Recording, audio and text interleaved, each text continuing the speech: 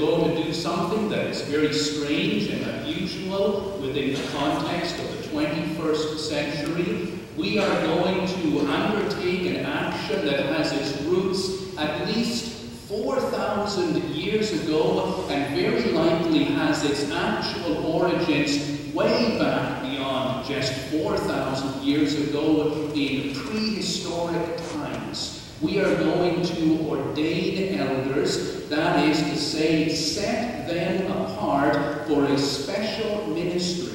And in doing that, I am going to lay hands upon them, and they are going to kneel down in humility before God's people.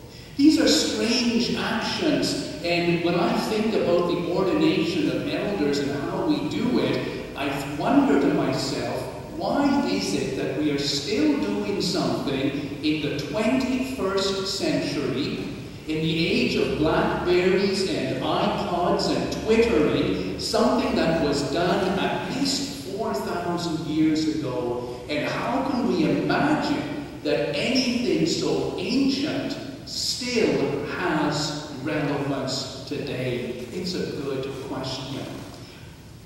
I want to talk about that strange thing, the laying on of hands, the action of placing the hand on the head of another person and asking God to bless that person with the presence of God's Holy Spirit. And I know two people have already asked me this morning, when you ordain elders and put your hand on them and ask for the Holy Spirit, do they feel a jolt of power?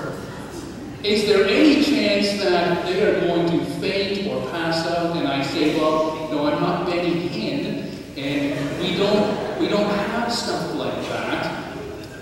Our understanding of the Holy Spirit is something a little different. Let's go back about 4,000 years and talk about what the laying on of hands means. In the Old Testament, the first place that it happens is that great story of Isaac when it comes time to bless his eldest son. And the way in which you would bless your eldest son at that time was by placing a hand on his head and saying, I bless you. I give you my power. I will to you everything that I own. And of course, you know it should have been Esau who received the blessing of Isaac, but thanks to the conniving of Rebekah and Jacob, it was the younger brother Jacob who received the blessing of Isaac. You know the whole story that Esau was a hairy man and Jacob was a smooth man, and so to fool his father, Jacob strapped the pelt of a goat over his arms. And Esau must have been really hairy, because when Isaac touched his arm and he felt that goat's fur, he said, oh yeah, that is Esau. And he said to him, touching him, I bless you. Rain will fall on your crops, and the sun will shine on you, and your herbs will grow and multiply. God will be with you. You are blessed. And of course, a few minutes later, Esau came in and said, Father, it's time for you to bless me. And of course, Isaac said, I just did bless you.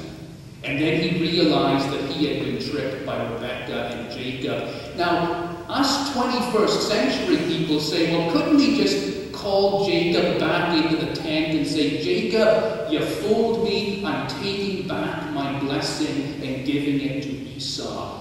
But those people didn't think in those terms. Putting the hand on the head of that son, even though it was the wrong son, was considered a legal binding contract. It was the last will and testament of Isaac. It could not be changed.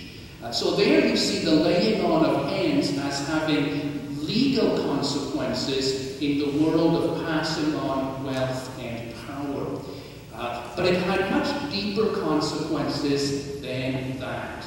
And again, it's hard for 21st century people to understand why there was so much power in it. But think of it this way. If you are a son or a daughter, and your father has not blessed you, your father has never said to you, I bless you, I love you, I'm proud of you, I accept you.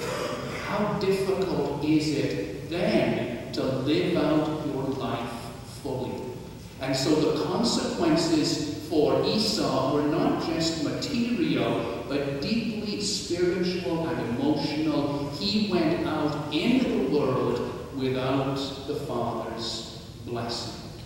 And on this Father's Day, the little Father's Day sermon inside this sermon is this: if you are a father, if there is a child, and that you have never said to that child, I love you, I accept you, I am proud of you, I bless you, then you need to call that child today and say those things to that child, because it is very difficult to live out your life without the blessing of the Father.